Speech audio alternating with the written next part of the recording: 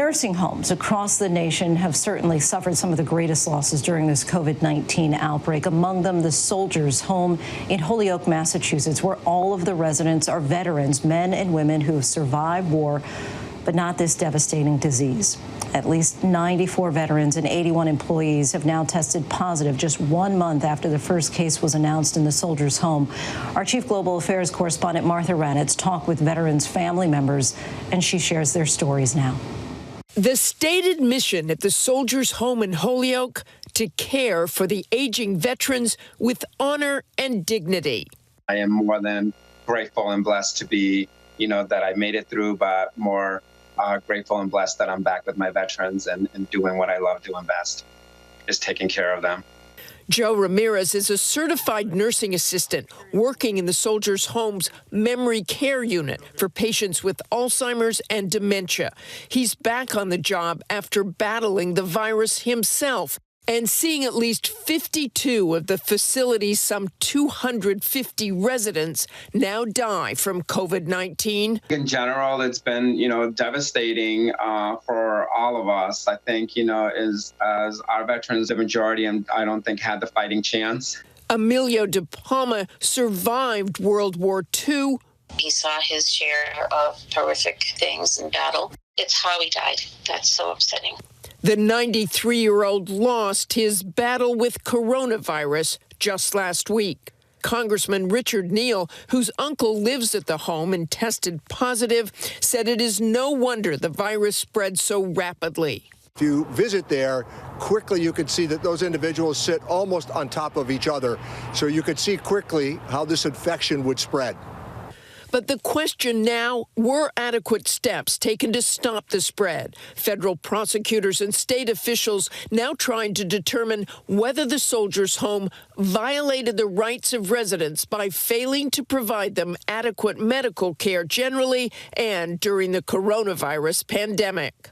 The Soldiers' Home saying in a statement that they have assertively responded to the emergency situation and are continually making necessary changes on the ground to protect residents' safety.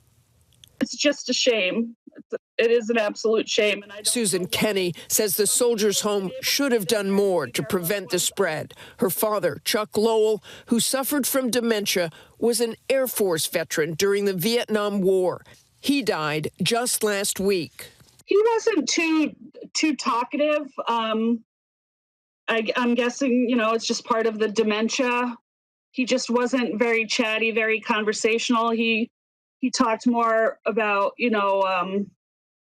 just remembering old friends from the neighborhood and different jobs throughout his life.